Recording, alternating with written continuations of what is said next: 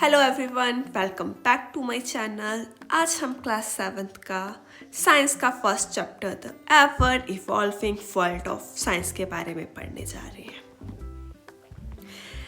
जैसा आपने क्लास 6 में क्यूरियोसिटी का जो भी आपका टॉपिक थे, एडवेंचर थी, आपने वो सारी इंजॉय किए। अब हमने अपनी उसी जर्नी को कंटिन्यू रखना है इस बुक में, ठीक है, इस कोर्स में।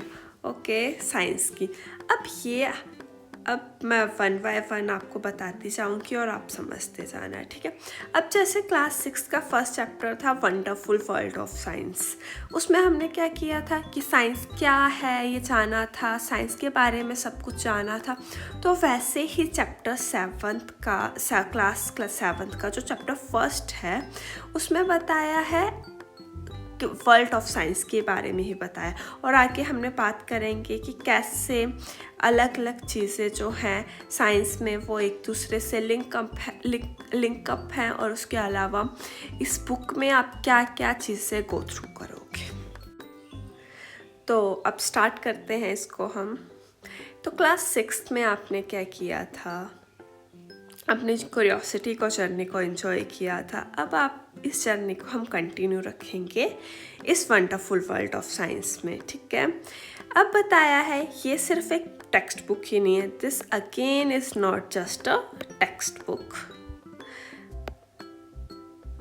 But it is a invitation. आप सभी को इनवाइट किया है इन्होंने अलग अलग क्वेश्चंस में, अलग अलग एक्सपेरिमेंट में, जो अलग अलग चीज़ें हम एक्सप्लोर करेंगे उस सब में, उस दुनिया में आप सभी का वेलकम है। The world of science cover everything. अब जो वर्ल्ड है, साइंस का वर्ल्ड है, वो हर चीज़ को कवर अप करता है, चाहे वो छोटी हो, चाहे वो बड़ी हो, चाहे वो दूर हो या पास हो, हर चीज़ को। अगर हम लीफ को देखते हैं, लीफ में जैसे हमें स्ट्रक्चर दिखाई देता है, छोटे छोटे स्ट्रक्चर दिखाई देते हैं हमें, वैसे वो छोटी सी चीज़ होगी। अब दूर अगर हम सन की बात करते हैं तो सन कितनी दूर है, सन की मूवमेंट की बात कर रहे हैं, स्टार की मूवमेंट की बात कर रहे हैं, तो वो अर्थ से कितनी दूर है। तो हम साइंस में हर चीज़ कवर कर रहे हैं, चाहे वो छोटी हो, चाहे वो काफ़ी दूर हो, हर चीज़ को। हमारे आसपास कितनी सारी चीज़ें पड़ी होती हैं। उसके अलावा हम ये सोचते हैं कि धरती के नीचे जिस अर्थ में है, हम उससे नीचे कैसे पानी फ्लो कर रहा है। All you go through the chapter in this book. इस बुक में हम हर इस चैप्टर के बारे में पढ़ेंगे, नए एडवेंचर्स को स्टार्ट करेंगे, अलग अलग थिंकिंग, जो हमारी थिंकिंग है उनको चैलेंज करेंगे, अपने नॉलेज को बढ़ाएंगे, और खुद क्या करेंगे, एक्सप्लोर करेंगे हर चीज़ को। क्या करेंगे, एक्सप्लोर करेंगे हम हर चीज़ को।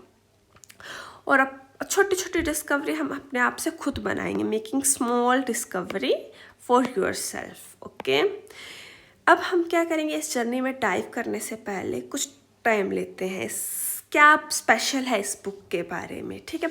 अब ध्यान से देखना, जब आप अब बुक पढ़ोगे अपनी एनसीईआरटी, तो एनसीईआरटी के पेजेस की तरफ देखना, नीचे आपको छोटे छोटे क्या दिखाई दे रहे होंगे, मैं भी आपको बताऊं, वेट। हाँ, जैसे चैप्टर में देखो, ये वाला आपको यहाँ पे दिख रहा है कुछ, यस, ये चीज़, इसको ध्यान से देखो, यस, ये वाला यहाँ पे बटरफ्लाई दिख रही है आपको, और उसके अलावा क्या दिख रहा है आपको, यहाँ पे दूसरी साइड आपको एक फ्लाइट सी, प्लेन सा दिखाई दे रहा है। पेपर प्लेन किस किस को दिखाई दे रहा है, यस, ये पेपर प्लेन दिखाई दे रहा है। अब इसमें आप सोच रहे होंगे इसमें क्या इंटरेस्टिंग है, ये तो नॉर्मल से। नहीं, इसमें क्या बताने की कोशिश की है आपको, सिर्फ ये एक बटरफ्लाई ही नहीं है, और वो सिर्फ एक पेपर प्लेन ही नहीं है। अब जैसे बटरफ्लाई क्या करती है, जब उसका मन करता है उड़ के कहीं भी चली जाती है, वैसे पेपर प्लेन कहाँ पे फ्लाई करता है। अगर मैं पेपर प्लेन को फेंकूंगी तो वो कहाँ पे, आसमान में उड़ता है। कहाँ पे उड़ता है, आसमान में उड़ता है। तो वैसे ही जो हमारी लर्निंग है वो भी फ्लाइट लेती है। कब, अगर हम उस चीज़ को क्यूरियोसिटी से पढ़ेंगे, ठीक है। क्यूरियोसिटी का वे अगर चूज़ करेंगे तो जो लर्निंग है हमारी वो क्या करती है, लर्निंग टेक्स अ फ्लाइट, ठीक है। आपने देखा होगा कि इतना छोटा सा पेपर प्लेन, अगर पहले की बात करें, काफ़ी टाइम पुरानी, जब हम पहले की बात करें, जब ये एरोप्लेन्स की डिस्कवरी नहीं हुई थी, फ्लाइट्स की डिस्कवरी नहीं हुई थी, तो उस टाइम साइंटिस्ट ने क्या किया था, उस छोटे से पेपर प्लेन को ही उससे इंस्पायर होके ही क्या कर दी थी, रियल असली की जो साइंटिफिक फ्लाइट की जो रियल साइंटिफिक उस चीज़ को एक्सप्लोर कर दिया था उन्होंने। पक्षी जो भी वर्ड्स है, उसके विंग्स जो हैं, उसके जो पंख है, उसको बस दिमाग में बिठा के इंजीनियर्स ने क्या कर दिया था, एरोप्लेन की इन्वेंशन कर दी थी, हेलीकॉप्टर्स की इन्वेंशन कर दी थी, जो भी एयर जैसे एरोप्लेन है, हेलीकॉप्टर्स हैं, लाइक दैट ऑल उन सभी एयरक्राफ्ट्स को डिज़ाइन करा था उन्होंने।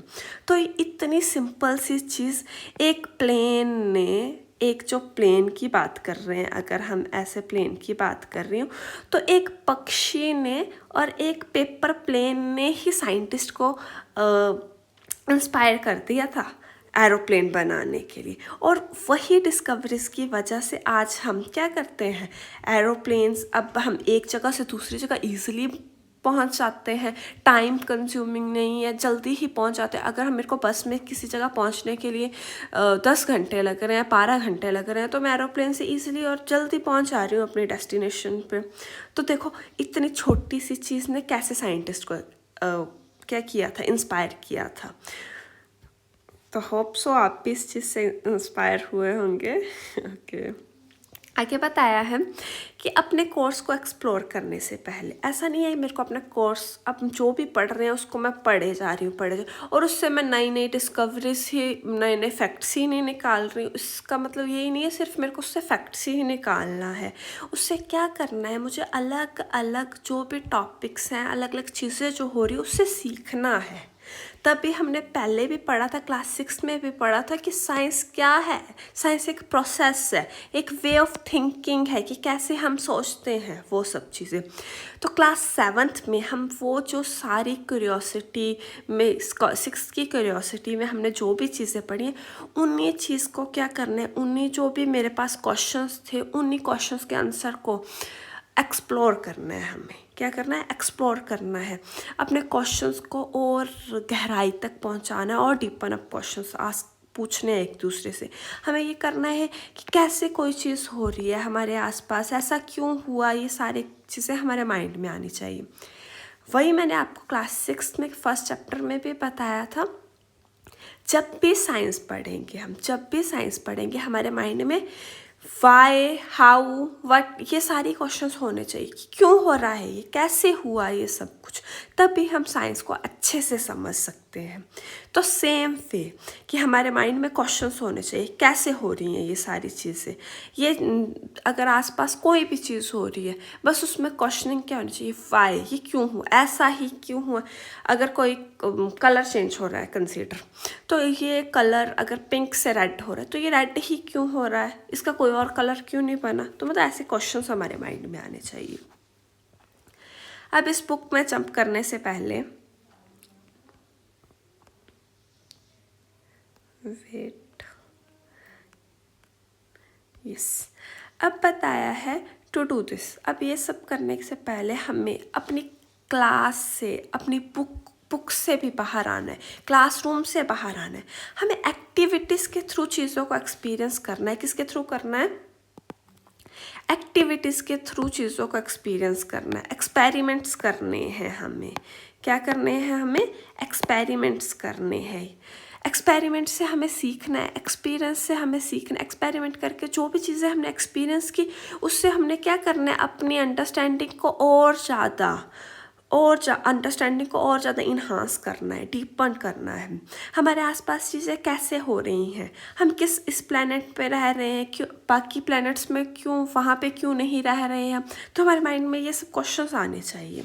क्यों, क्योंकि साइंस क्या है, एक ऑन गोइंग प्रोसेस है। डिस्कवरी हो जा रही है, नई डिस्कवरी ऐड ऑन हो रही है पुरानी वाली डिस्कवरीज में। ओके अब आगे बोला है कि जैसे कि आप यंग साइंस के एक्सप्लोरर हो, तो आपके आगे जाके हमारे माइंड में ये भी क्वेश्चंस आएंगे कि कैसे ह्यूमन एक्टिविटीज़ एक दूसरी चीज़ों के साथ लिंकअप है, इन्वायरमेंट के साथ कैसे लिंक है, सोसाइटी के साथ कैसे लिंक है।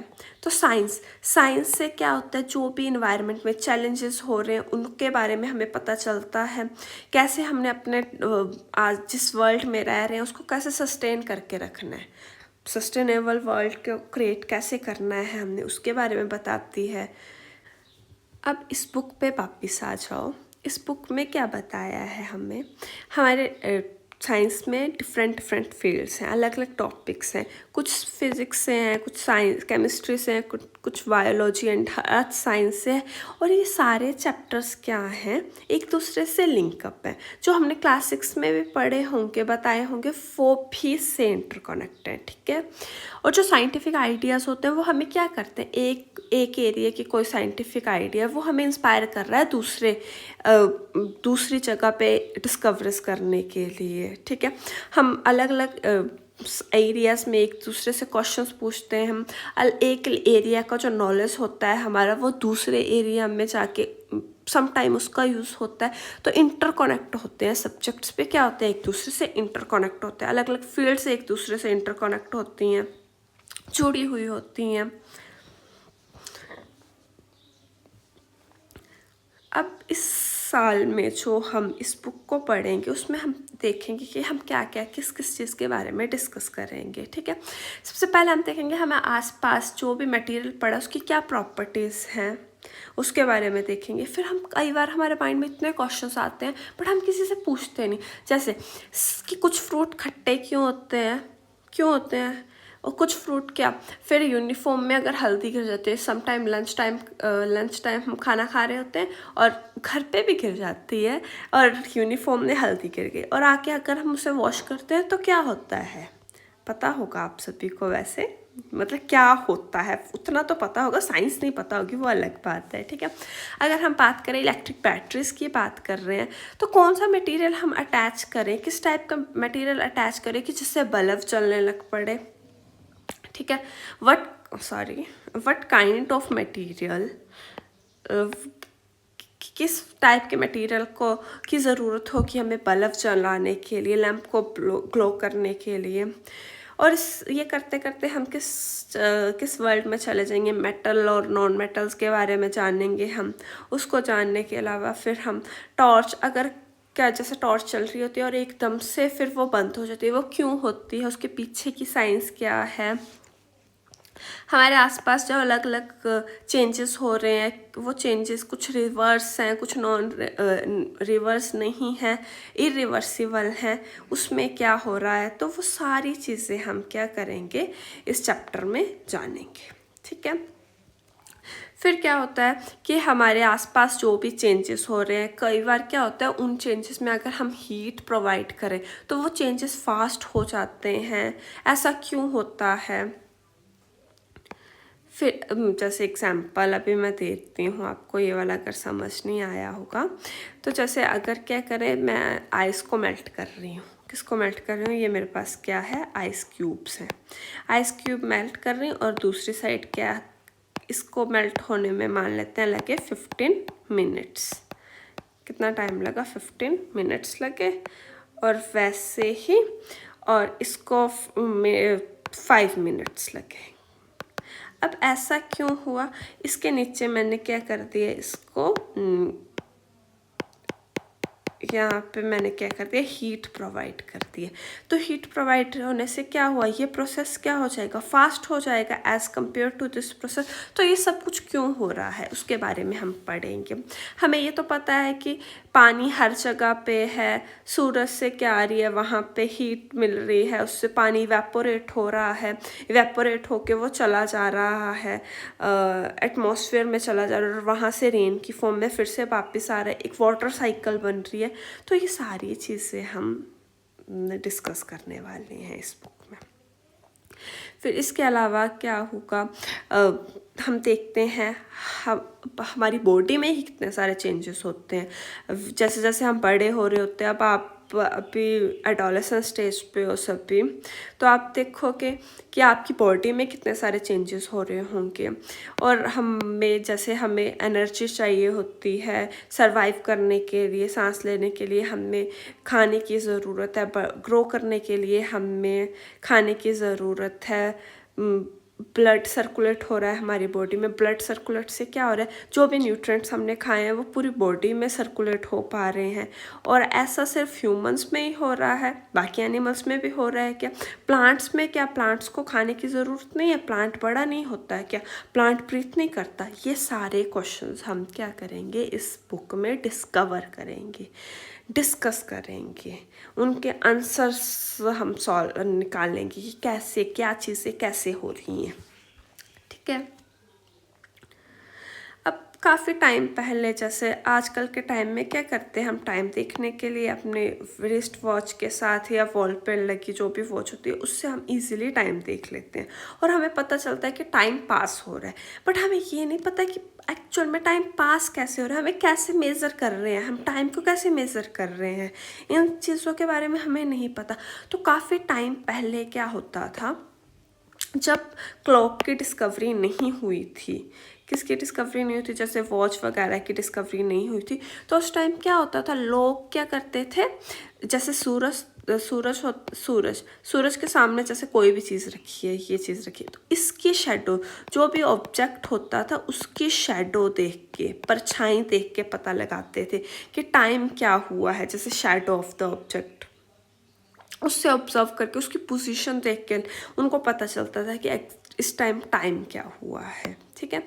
अगर आपके दादी होंगे या दादी से, हाँ दादी दादू नाना नानी, उनसे पूछना कि वो पहले के टाइम में टाइम कैसे देखते थे। ठीक है। तो ये सारे इन सब चीज़ों से वो क्या देखते थे, अपना टाइम देखते थे। और वैसे अब नेचुरली शेडो से क्या करते थे, वो टाइम का पता लगा रहे थे कि टाइम, जैसे यहाँ पे एक ऑब्जेक्ट रखी है, अगर आपको दिखाई दे रही हो कि ये वाली, यस ये वाली, यहाँ पे जैसे यहाँ पे क्या किया इन्होंने, एक ऑब्जेक्ट रखी और इसकी परछाई नीचे पड़ रही, इस परछाई से उनको पता चलता था कि एक्चुअल में टाइम क्या हुआ है। जैसे लाइट से हम आजकल हम क्या करते हैं, लाइट से देख पाते हैं, दिन में देख पाते हैं, बट रात को हमें कैसे दिखाई देते हैं, लाइट। यस, कि साइंस ने क्या कर लिया है, काफ़ी तरीके ढूंढ लिए हैं कि कैसे हमें लाइट को जनरेट करना है।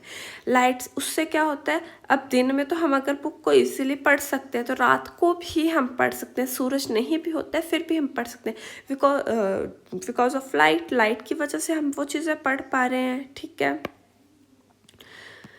अब नेचर के बारे में बात कर रहे हैं। अब ऐसा नहीं है कि सिर्फ सन से ही शैडो कास्ट होती है, उसके अलावा काफ़ी, जैसे अर्थ से हो गया, मून भी शैडो को कास्ट करता है, परछाई को कास्ट करता है। ठीक है। अब हम किस बेस पे बोलते हैं कि दिन हो गया या रात हो गई, डे नाइट किस बेस पे हमें पता चलता है कि डे हो गया, मतलब दिन है या रात है। तो इस फिनोमिना के लिए, डे और नाइट के लिए, कि डे और नाइट का हमें कैसे पता चल रहा है, कि सूरज से कितनी लाइट आ रही है, उसके बेस पे, किसके बेस पे, the day and night that depend on receiving light from the sun, कि सूरज से जितनी लाइट आ रही है उसके बेस पे डे और नाइट डिपेंड करते हैं। ठीक है। ये सारे क्वेश्चंस के आंसर हम किससे निकालेंगे, कि कैसे अर्थ अपने एक्सिस के अराउंड रिवॉल्व कर रही है, रोटेट कर रही है, जैसे कैसे अर्थ कर रही है, और वैसे ही कैसे मून अर्थ के अराउंड कर रहा है, क्या मून अर्थ के अराउंड रिवॉल्व कर रहा है, और कैसे अर्थ सन के अराउंड रिवॉल्व कर रही है। इन सब एक्सिस से, इनकी रोटेशन की वजह से हम ये सारे क्वेश्चंस के आंसर पता लगा सकते हैं। ठीक है।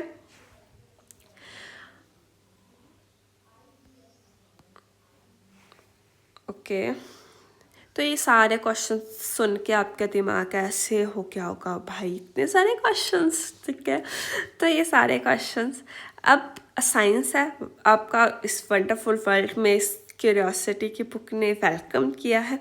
तो ये सारे क्वेश्चंस को आंसर जब आप पता लगा लोगे, तो आपको एक आपको तब पता चलेगा जब आप साइंटिफिक वे से सोचोगे, तब आपको उन सभी क्वेश्चंस के आंसर मिलेंगे। और जैसे आप इस बुक को आगे आगे पढ़ते जाओगे, आपके सारे क्वेश्चंस के आंसर इजीली सॉल्व हो जाएंगे।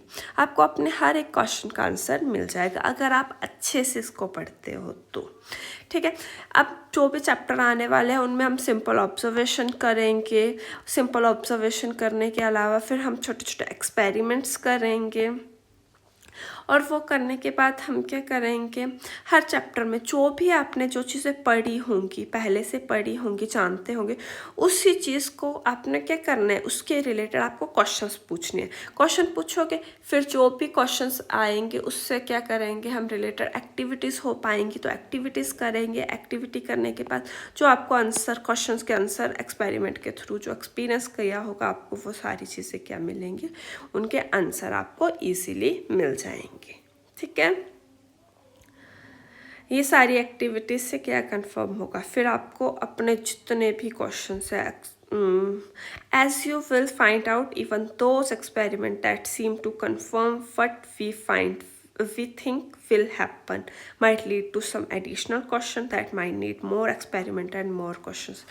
जितने पहले आपने जो क्वेश्चंस किए होंगे उसके अगर आपको एक्टिविटीज़ के थ्रू एक्सपीरियंस करके आपको रिजल्ट्स मिले, उसी बेस पे आपके और ज़्यादा और क्वेश्चन अराइज होंगे। फिर उसके लिए अलग अलग एक्सपेरिमेंट करेंगे, फिर वैसे क्वेश्चंस अराइज होते जाएंगे। ठीक है, अगर ये सब कुछ तब पॉसिबल होगा अगर आप क्या करते हो, एक साइंटिफिक वे से सोचते हो। ठीक है, आगे आपको एक एक्टिविटी दी है, हैप्पी एक्सप्लोरिंग एक्टिविटी, जिसमें क्या किया, आपको क्वेश्चंस पूछने हैं। ठीक है, जैसे स्कूल में टेस्ट होते हैं, ये टेस्ट के टाइम आपको क्वेश्चंस दिए जाते हैं और आपको बोला जाता है कि आपको इसके आंसर बताने हैं।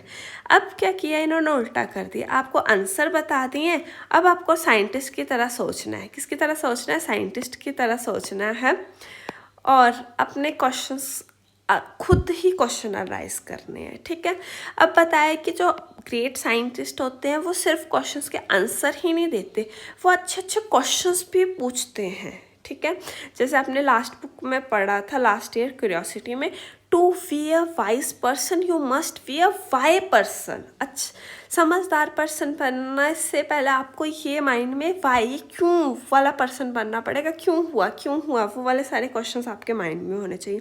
ठीक है, तो नीचे आपको एक ये बताई है फॉर्म, इस फॉर्म में, यस, ये वाला डायग्राम बताया, सॉरी, ये क्वेश्चन आंसर फॉर्म में दिया है, आपको इसके क्वेश्चंस बनाने हैं। अब मेरे को कमेंट सेक्शन में आप सभी इसके क्वेश्चंस बना के बताओगे। ठीक है, जैसे लिखा है जस्ट ऐड सम मिल्क, आप इसमें कोई भी क्वेश्चन बनाओ जिसका आंसर आप ये दो कि सिर्फ इसमें दूध ही मिलाओ। वैसे because the cats teeth were crooked, क्योंकि बिल्ली के दांत कैसे होते हैं, क्रूक की तरह थे उसके। ठीक है, तो उस फॉर्म में क्या, किस क्वेश्चन का आंसर आप ऐसे बना पाओगे, तो वैसे क्वेश्चंस बना के कमेंट सेक्शन में बताना है आपने। ठीक है, और इसके अलावा अगर नहीं बताते हो तो मैं नेक्स्ट वाली वीडियो में इस क्वेश्चन के आंसर्स दे दूँगी। ठीक है, या अलग से एक शॉर्ट वीडियो बना दूँगी। तो आज के लिए इतना ही, ये चैप्टर ख़त्म होता है। तो सभी ने सबसे पहले क्या करना है, ये चैप्टर, काफ़ी बच्चे ऐसे होंगे जो इस चैप्टर को देखेंगे भी नहीं, बट ऐसा नहीं करना है। इसमें हमें एक आइडिया मिल रहा है कि एक्चुअल में साइंस क्या बोल रही है हमें करने के लिए। इस चैप्टर में हम क्या क्या चीज़ें डिस्कवर करने वाले हैं, एक जनरल आइडिया मिल रहा है कि साइंस को हमें किस वे से पढ़ना है, साइंटिफिक वे क्या है। ठीक है, आप तो लिटरल साइंटिस्ट हो, फ्लाइट तो आपने इजीली लेनी है, आप देखना। तो आज के लिए इतना रखते हैं। Thank you all, bye bye.